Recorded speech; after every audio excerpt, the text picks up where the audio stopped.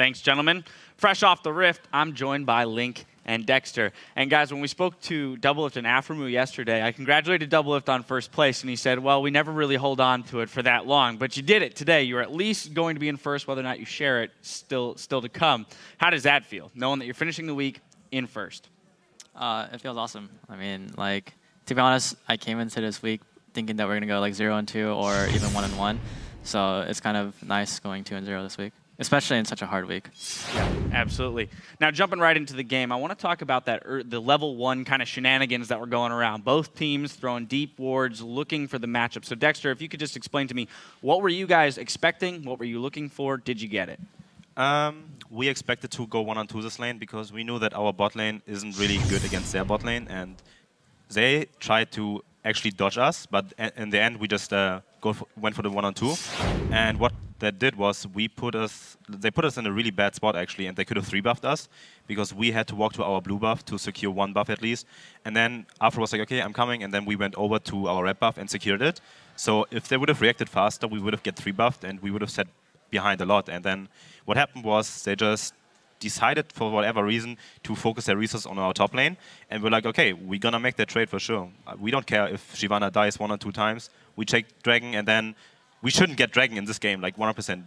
When you look at both team compositions, it's like there's no way that CLG is gonna take this first Dragon, and we got 2 Dragons in a row. And even when we were behind in the score, we knew that okay, we have the experience advantage. We have 2 kills on Kog'Maw. This game should be over.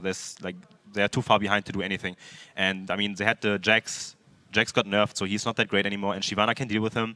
They have a TF, and yeah, we just knew that if we just keep it up, don't do stupid mistakes, keep on vision warding, everything, there's no way we're going to lose this game. And we just played it out really flawlessly, actually, and had really good decision-making this game.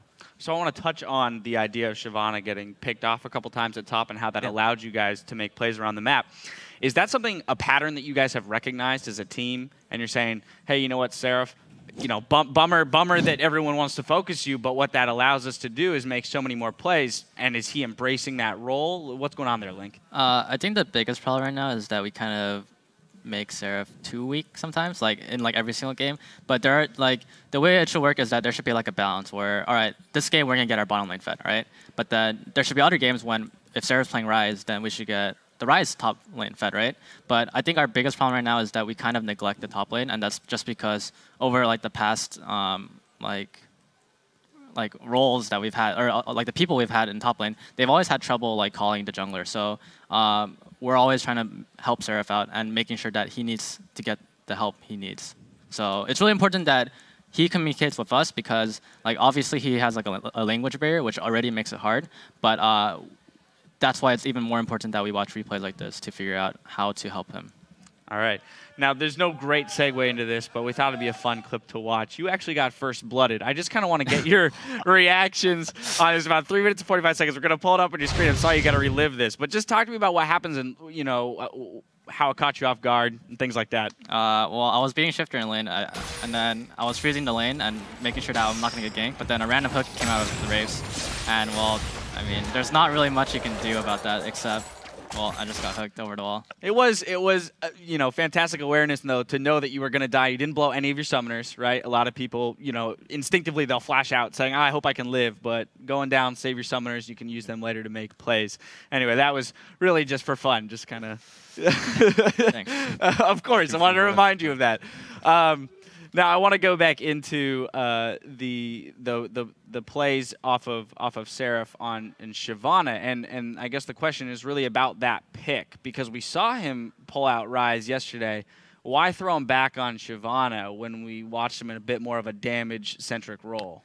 Well, I mean, Shyvana is one of our favorite champions CLG ever had, and we don't want to give too much away because we don't want any team to think like us and then know that we're going to pick Shyvana, but we could have had a lot of different options here. I mean, Renekton does fairly well against Jax, but we decided to go with Shyvana because it's like a really comfort pick in this game, and we're like, okay, we're just going to play from behind. We are really good at playing from behind, actually, and even if the early game doesn't go well, we have Kog'Maw, Shyvana, Orianna to back it up, and yeah, we just decided, Seraph wanted to play Shyvana, and they were like, okay, we trust him, and we lock in Shyvana. But there were other options that would have worked just as well, I think. A Renekton, for example, but yeah, it's just how preference. Seraph wanted to play Shyvana. We're like, okay, you get it. There you go. All right, great. Well, we're going to see a quick example of kind of that team fight prowess that it allowed you guys to have with the Shyvana front line here at 11 minutes and 15 seconds. It's a 1-0 dragon fight that you guys go ahead and pick up. Dexter, if you could walk me through it real quick. So yeah, we know that they're gonna start Dragon, and we have no vision, and we walk in right now. Link gets caught, but does a very good flash, and they back off from Dragon already, so we are in a really good position right now. Lee Sin does the insect, but Link dodges every spell, and then now it's the cleanup, and then we have the perfect position to fight him. We had the really good shockwave here from Link, and then there's just cleanup, and this fight is lost. There's nothing they can do, pretty much. We just pulled them in a really awkward position because they were all clumped up, and they had two options. They either take all the damage from Orianna and Shyvana, or they just fight us, and yeah, they can't run from us. And then if they run, we just get a free objective, and they spend so many resources getting all the vision around Dragon. But in the end, it didn't really matter because we were really decisive there, and we said, okay, we can go, we can fight. Seraph was tooling them on the other side of mid lane, and then we just walked in and got the area back, which we actually never do. But in this game, we were like super decisive, like, okay, we have to man up, go, go, go. And yeah, that was really good from us. All right, so moving a little bit further into the game, I just want to comment real quick on your Elise build and get your thoughts. Oh. You went for a more damage-centric build, and we've seen different pro players go different directions. Some go Ancient Golem and cooldown still, some are going damage-centric. So was it specific to this game that you went with that build, or is it just kind of that's the way that Elise should be built at this point? Well, I think I should be known that what I like to run, and even when people criticize me on going full damage Elise, I think it's by far the best build, because if you go tankiness, like Golem isn't that good on Elise. The build path is really bad for Elise. Like the code is super bad on Elise, and I don't like it. And Spirit Stone, what it gives you is it gives you sustain in the jungle, and you actually get mana back, like super high sustain. And AP doesn't really help, but the biggest problem that Golem has right now is the 30% damage on creeps additional. So if you have Golem, you can't really have good objective control with Elise. Whereas if you have the Spectral Wraith, you still get the 30% damage on creeps, and the Q deals like 600 damage on. Yeah, you see me soloing Dragon at like 7 minutes. When I get super far ahead, 2 kills in early game, I'm like, okay guys, I'm gonna solo Dragon right now. And yeah, I think Golem is not that good anymore. And yeah, if you just go with the Spectral Wraith, you can go Magic Pen even more, or you can go Haunting Guys like what I do. I don't upgrade boots at the moment. When I have the gold, I just go Haunting Guys to compensate for the health loss. And after that, I go Locket. Then I have like the same amount of HP. I have more damage than before the patch. The only thing that's missing is the Tenacity. But I don't need it on Elise because I can just dodge everything with my Repel.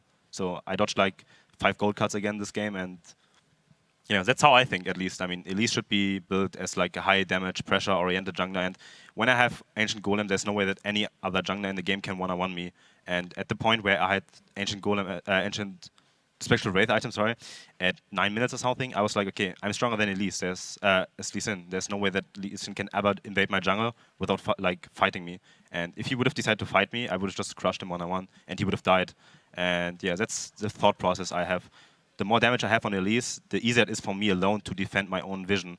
And the stronger I am, the more I can do in their jungle without getting punished for it, because I can just, one cocoon means 50% chunk, and then they have to back off 3 objectives. All right, I'm going to store some of those tips away in my brain for my solo queue games later today. Final question, Link. We kind of mentioned it early in the show. On your blog, you mentioned that you guys are facing some issues as a team, but that you're not entirely sure how to fix the problems that you're having as a team. Does that mean that the problems are diagnosed, so you at least know what needs to be remedied, or is it just kind of like we're struggling and we don't know why? Will it be figured out?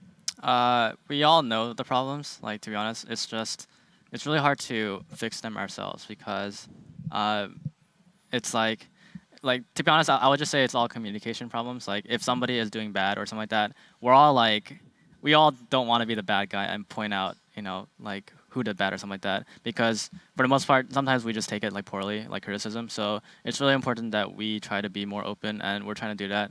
And we're trying to like make sure that everyone can take criticism, better. But it's really hard to do that sometimes, because if you're just by yourselves and you're playing in the team house, and then maybe you just had a bad day of scrims, you just don't take it well. So it's kind of hard, like, moving forward right now, but we're all trying to get better at it. And this is kind of like, to be honest, like a problem we've had for a while.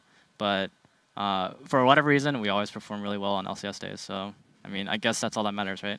Yeah, exactly. The wins. If you get the wins, right? Why change anything? Although, to be said, diagnosing the problem is the first step to fixing it, so that's great. Anyway, guys, I want to thank you for your time on the desk. Congratulate you on a 2-0 weekend, moving into first place. All right, we've got to take a quick break while we decipher your Twitter handles for our question of the day. Then we'll head back into action with Cloud9 versus TSM. Keep it right here for more Summer Split action.